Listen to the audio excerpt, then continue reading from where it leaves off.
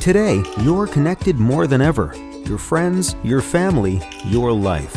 Having a partner that understands banking is what you do on your time, anywhere you like. It's about being connected. Renaissance Bank, understanding you.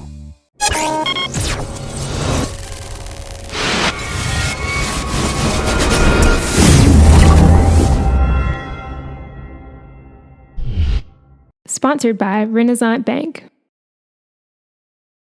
Good morning, Northeast Mississippi. This is Newsbreak for Wednesday, September 21st. I'm Brad Locke, bringing you updates on news, sports, and weather. You can find us here 5 days a week, 7 a.m., Monday through Friday. You can watch this on djournal.com, on our Facebook page, on our YouTube channel, a variety of ways to tune in and just get a quick update on what's happening. So let's start with the Weather Underground forecast. For today, we've got partly cloudy skies, high of 93 degrees, a low of 65. We do have a 10% chance of rain.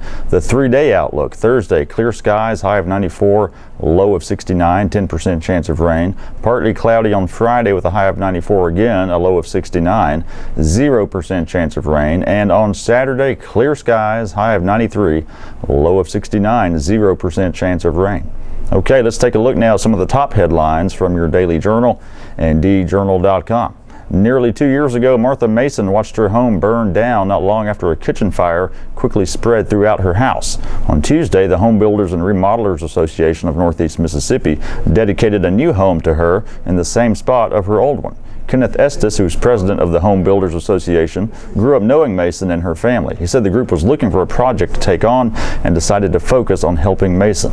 The group donated labor and materials and spent about a year and a half on the project. A portion of Mason's insurance covered some of the costs, but Estes said she didn't have enough.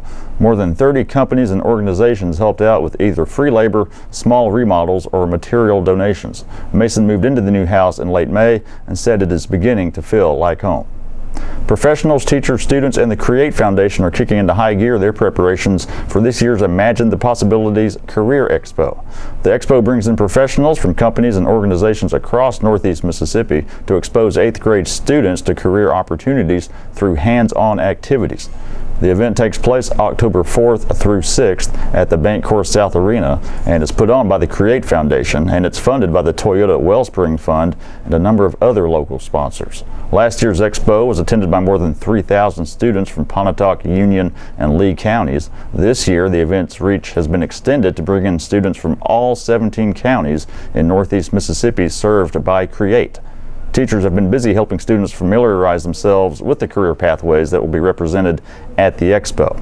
The event will feature 19 pathways and 135 companies.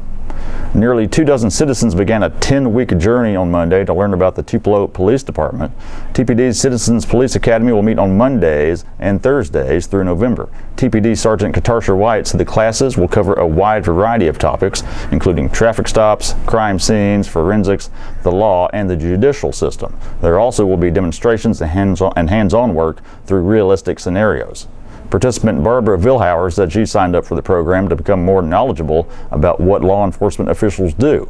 A good portion of the academy will answer questions and explain the reasons behind officers' actions. The 22-member class includes men and women. Participants range in age from the mid-20s to more than over 60 years old and includes citizens, professionals, and even individuals with military or security backgrounds. And in sports, the defensive effort by Ole Miss in Saturday's 48-43 loss to number 1 Alabama was a mixed bag, but one positive takeaway was the play of defensive back A.J. Moore. The junior made a career-high 9 tackles to go with 1 tackle for loss. Moore has become a bigger piece of the defensive puzzle for the Rebels this season, who saw star defensive tackle Robert Kimdichie head to the NFL following his junior year. And then there are the struggles of nickelback Tony Connor, who was projected as a first-round pick last year before injuring his knee against Alabama. Connor has gotten off to a slow start this season, and so Moore, who tried to fill his shoes last year, is being counted upon to do more for a defense that struggled through 3 games at times. Ole Miss gave up 334 rushing yards to Alabama 2 weeks after allowing 419 passing yards to Florida State. Moore is still listed behind Connor on the depth chart, but he's one of the team leaders in tackles with 14. Moore said last year's experience has been a big help, and he felt himself beginning to change as a player in August. Ole Miss will host Georgia on Saturday. That's it for Newsbreak today. I want to remind you of a couple of podcasts we produce here at the Daily Journal. The Memo podcast with myself and W. Derek Russell. All things Northeast Mississippi news and entertainment 3 days a week, every Monday, Wednesday, and Thursday. You can find that for free in iTunes or podcast apps or at memo.djournal.com. So look for a new episode of that today. And also today going to be a new episode of Prep Rally, all things high school sports in Northeast Mississippi with myself, Gene Phelps, and Blake Morgan. Listen to that for free in iTunes or podcast apps or at preprally.djournal.com. That'll drop this afternoon, or you can watch the live webcast around 11 a.m. at djournal.com. And all the stories I talked about today you can find in your Daily Journal or at djournal.com. Be sure to give us a follow on Twitter at djournalnow and go like our Facebook page as well. That's it for Newsbreak today. I'm Brad Locke. Have a good one. See you next time.